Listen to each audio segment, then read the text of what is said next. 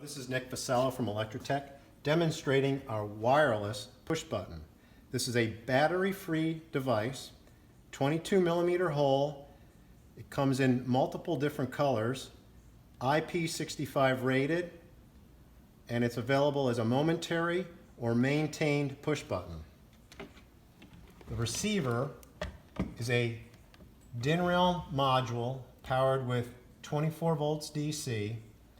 It has two relays that'll switch up to 5 amps. One push button can be used to trigger two relays simultaneously. You can pair two push buttons to allow you to control one relay with one push button, another relay with another push button. There's also an alternating mode that can be programmed. The push button will work up to 70 yards.